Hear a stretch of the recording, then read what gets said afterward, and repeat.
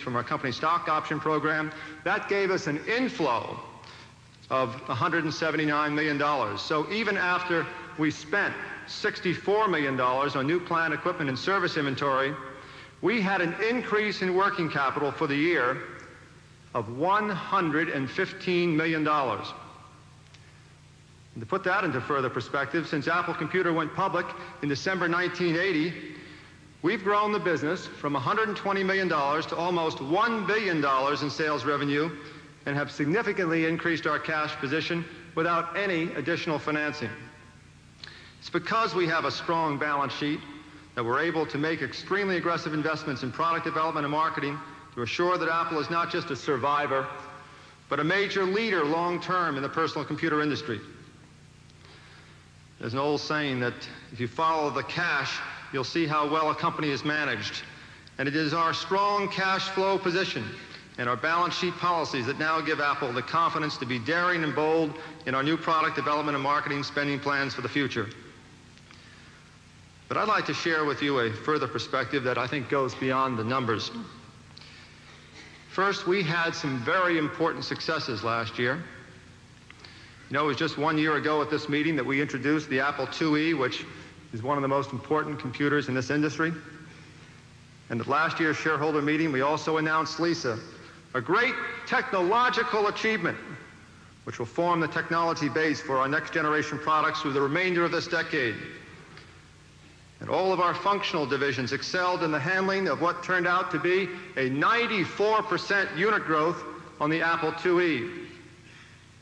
And sales in Europe were increased significantly, while operating expenses were brought under far better control, resulting in a major turnaround performance for Apple Europe. And after the successful passage of the so-called Apple Bill in the state of California, we gave over 8,000 Apple IIes to every public school in the state with a fair market value of greater than $16 million. I think this is an important statement.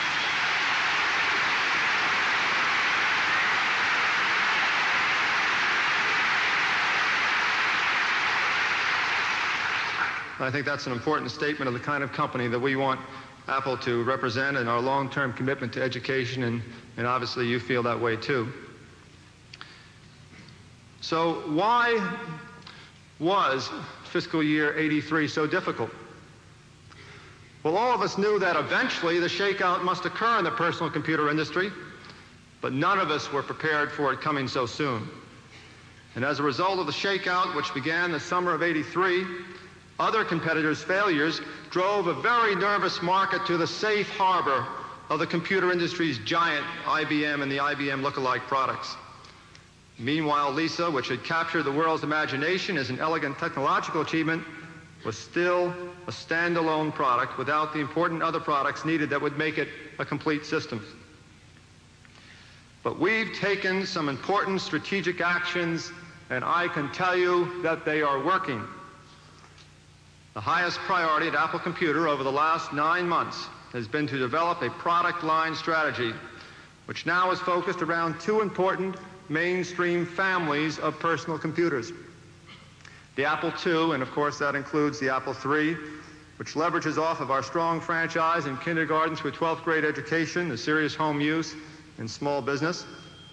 And our new Apple 32-bit Supermicros, which are targeted at the 25 million knowledge workers in business and the important college education market.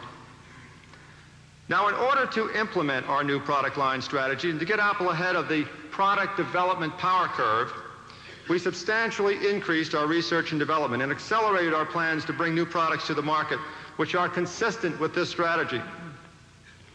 We also have developed a comprehensive business strategy, which includes our product line strategy, and this has been communicated to over 150 Apple managers from around the world at a recent conference that we held here in California.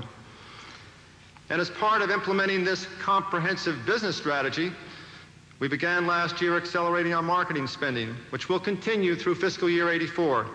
You remember I said marketing distribution expenses were up last year by 92%. Now, in July, we started implementing an organization consolidation to better target our people resources against our product line and business strategies.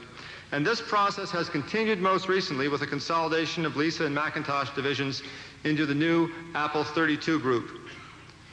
And starting last September, we began a process of strengthening our internal expense controls throughout the corporation, which I believe is an important objective if we're to effectively manage as Apple becomes a much larger, far more complex business.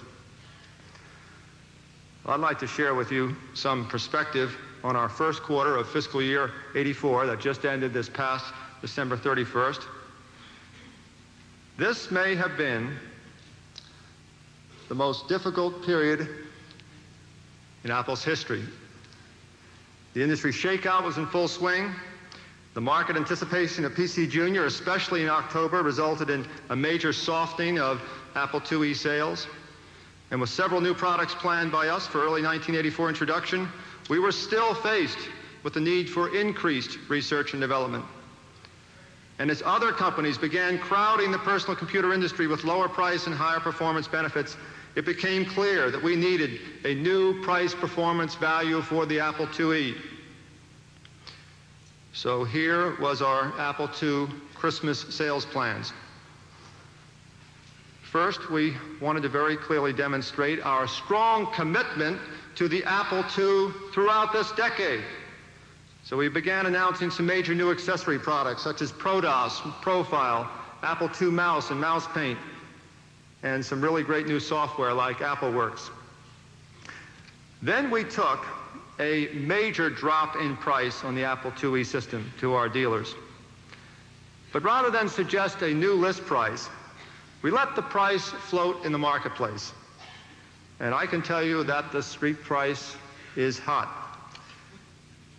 And to get our dealers behind this effort, we substantially increased our consumer advertising. It's television, radio, newspaper, and our dealer support programs. And finally, as it became known of possible shortfall in available product from our competitors, we expanded our inventory on the Apple IIe. The result for December was that we had a record month shipping in excess of 110,000 units.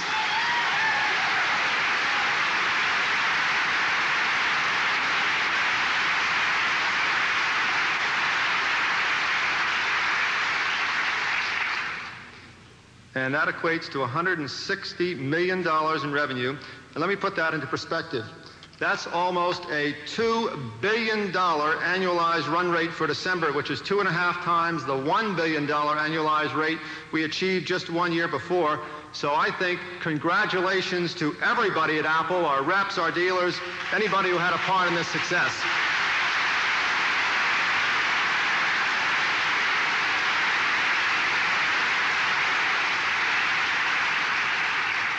It's nice to be on top again.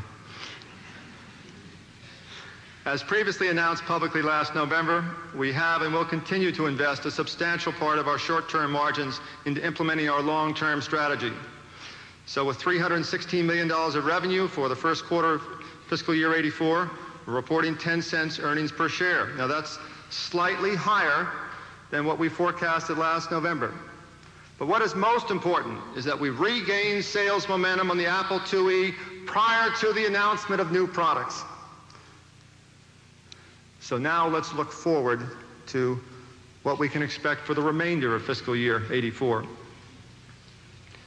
In just a few minutes, we will announce Apple's first mainstream product family since the original Apple II. I think this is far more than a new product introduction. Our new Apple 32-bit Supermicros will become the foundation for much of Apple's future growth through this decade and into the 1990s. And without Lisa technology, we all know these products just couldn't have been developed. But we are returning to our roots of offering high technology at a really low cost, and at offering very high technology that is radically easier to use than any other personal computer. And we will continue to build products that live up to Apple's distinctive reputation for the most reliable products in the industry, and that's something that we should be proud of, and we're going to continue to make sure that we have the most reliable products. And we will sell to the marketplace primarily through Apple's strong retail dealer network. Well, I can tell you that already these products have changed our lives at Apple.